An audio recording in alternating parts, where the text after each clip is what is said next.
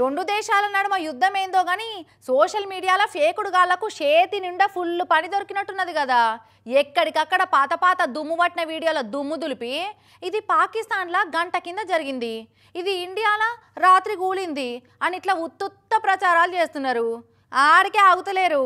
డైరెక్ట్గా దేశ ప్రధానమంత్రో, రక్షణ శాఖ మంత్రో, ఆర్థిక శాఖ మంత్రో వచ్చి వీళ్ళ చెవులు చెప్పినట్టే పెట్రోల్ డీజిల్ షార్టేజ్ ఉందని, ఏటీఎంలలో పైసలు పెడతలేరని ఫేక్ ప్రచారాలు చేస్తున్నారు. గిట్లా నిజం గల్మదాడే లోపల అబద్ధం ఊరంతా చుట్టొచ్చింది అన్నట్టు భారత్ పాకిస్తాన్ల నడుమ అసలు యుద్ధం జరిగేదానికంటే సోషల్ మీడియాలనే ఎక్కువ నడుస్తుంది కదా పేకుడు వార్తల యుద్ధం జోరు. ఇక్కడిక్కడి పాత పుచ్చిపోయిన వీడియోలు అన్ని వాటికొచ్చి ఇవి లేటెస్ట్ వీడియోలే అనుకుంటా పోస్టులు పెట్టి పరిశాన్ చేస్తున్నారు మందిని. ఇక ఇవే పాకిస్తాన్లో యుద్ధ విమానాల శకలాలు, ఇక ఇవేమో ఇండియా మిసైళ్లు అనుకుంటా పాత వీడియోలు వాటికొచ్చి పోస్టు చేస్తున్నారు.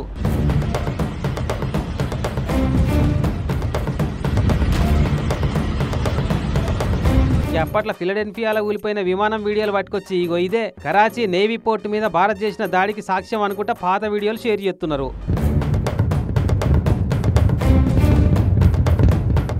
పాకిస్తాన్ పని అయిపోయింది, సగం పాకిస్తాన్ నాశనం అయిందని ఓ శీతం పేగుడు వార్తలు పెట్టిరు. మరి ఇదేం పైశాచిక ఆనందమో అర్థమైతలేదు.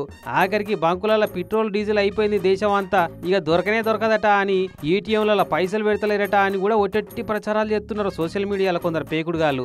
ఇక అవన్నీ ఫేక్ వార్తలు. మన తన బొచ్చడు ఆయిల్ నిల్వలున్నాయి, బేఫికర్ గా ఉండురి అని ఇండియన్ ఆయిల్ కార్పొరేషన్ వాళ్ళు చెప్పేదాకా నిజమే అనుకున్నారు చాలా మంది.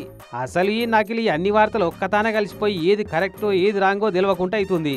ఆఖరికి పబ్జీల సుంటి వీడియో గేమ్లలో వాడిన బాంబింగ్ వీడియోలు కూడా షేర్ చేసి ఇక ఇది పాకిస్తాన్ మీద ఇండియా దాడి అనుకుంటే ట్యాగ్ లైన్ పెట్టిర్రు. కత్తి ఏడిదాకా వచ్చిందంటే అసలు వార్తలను కూడా నమ్మరాకుండా అయ్యే కాడికి వచ్చింది అనుకో రాదు.